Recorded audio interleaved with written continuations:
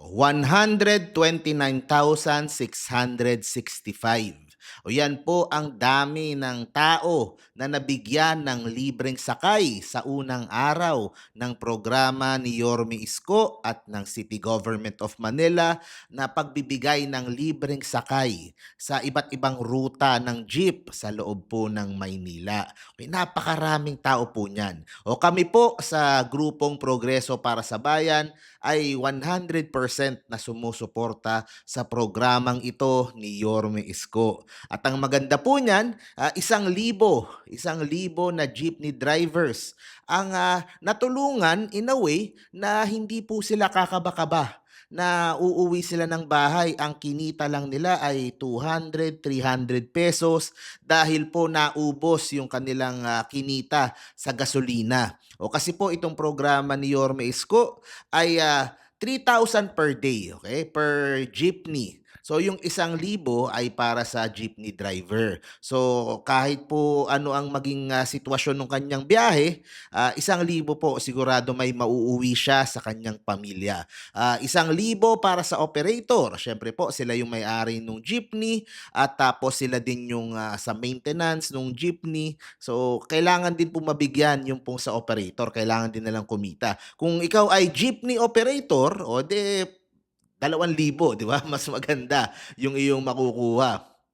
Tapos po, 1,000 para sa gasolina na gagamitin sa araw. Okay? Yung pag-ikot po nila. Tapos habang sila ay bumabiyahe, merong nakakabit na tarpaulin at meron silang kasamang MTPB na nag-aayos po, nagbibilang. Kaya yung nagtataka yung iba, paano nabilang yung dami ng pasahero? May kasama pong MTPB.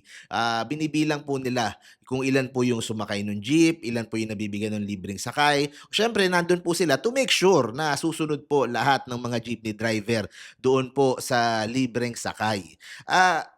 Ako po ay tuwang-tuwa kasi po ito yung prinsipyo, ito yung way of governing ni Yorme Isko Moreno na gusto ko sanang ma-apply sa buong bansa. Okay, sa panahon po kasi ng krisis ngayon Okay, meron kasing ibang mga nagki-criticize dito sa programang ito. Sasabihin, hindi yan sustainable. Sasabihin, ang kailangan natin ay ganito, ganito, ganyan, ganitong klase ng kailangan naman talaga natin yung mga bagay na yon, okay? Yung mga improvements pagdating sa ating mga commuters.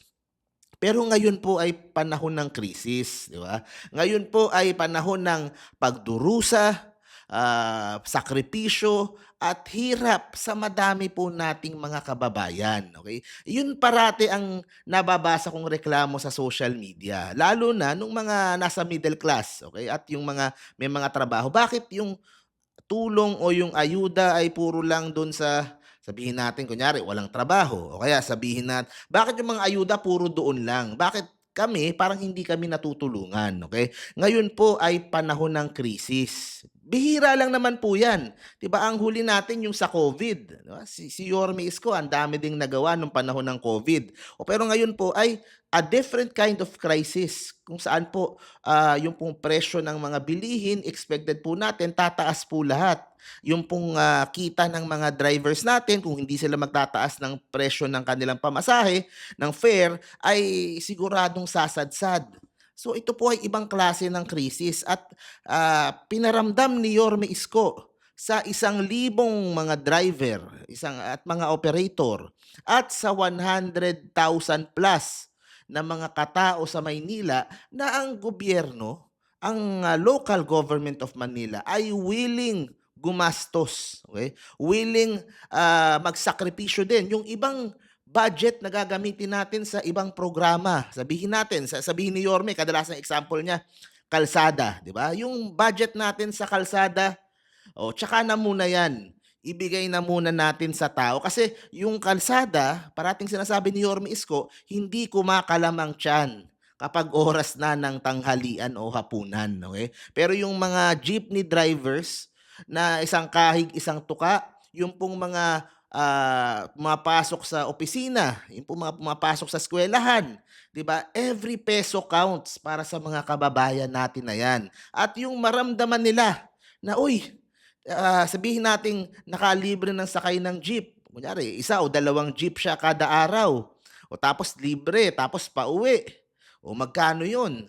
Sabihin mo ng, 50 sa isang araw ang kanyang natipid dahil dito sa libreng sakay. 'Di ba, 'yan po ay pangkain na ng, tanghalian, para po sa mga kababayan po natin. So, maramdaman lang nila na may gobyerno na sinasamahan sila at nagsasakripisyo din at, hindi sila iniiwan sa oras na sila ay, nasa krisis o gipit. I think that is the best kind of, service na puwede mong iparamdam sa tao, 'di ba, na ang iyong ayuda, ang iyong tulong ay, hindi lamang sa mga jeepney drivers at operators, pero siyempre ngayon sila ang talagang pinakatinatamaan, 'di ba?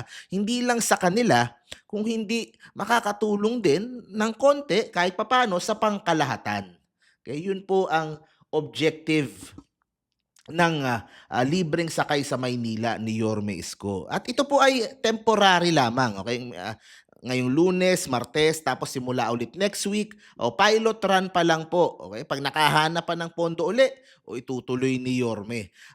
Ang punto po dito is makaramdaman lang, 'di ba, ng ginhawa kahit dun sa 4 na araw na nasimulan na yun, 'di ba? Makaramdam ng tulong, ginhawa yung pong mga kababayan po natin na directly affected by this oil crisis. So para sa akin po, napakahusay na programang ito. Magastos, talaga magastos talaga 'yan. Pero sabi nga ni Yorme, pera din naman nila 'yan, pera lang naman din ng Manileño 'yan. Ibinabalik lang sa kanila ngayong panahon ng krisis, 'di ba? At, yung pera na 'yan, para gastusin o lalo na sa panahon na talagang kailangang-kailangan. Kaya, pagpatuloy mo Yorme yung napakagandang programa na 'yan and sana po ay ano, mai-apply sa buong bansa yung ganitong klase ng, programa kasi nakakatulong talaga sa mga kapwa natin. Nararamdaman mo yung tulong ng gobyerno, yun po yung importante. Yun yung isa sa mga ginusto ko talaga sa style ni Yorme Isko, eh. Serbisyo na nararamdaman ng pangkalahatan, okey? Nararamdaman ng karamihan. Sabihin mo ng yung isa pumapasok sa trabaho, nakalibre siya ng trabaho ng, pamasahe. Pero yung matitipid niya na yun, gagastusin niya, bibili siya ng pagkain para sa kanyang pamilya, 'di ba? Naapektuhan po buong pamilya nung mga pumapasok sa trabaho na nakakalibre ng sakay. Kaya po, sama-sama po tayo sa panahon ng krisis, isantabi natin yung politika at, makakaraos din tayo. Yun naman ang parating mensahe ni Yorme Isko at, tumulong po tayo sa kapwa at, let's help each other up ngayon pong panahon ng krisis.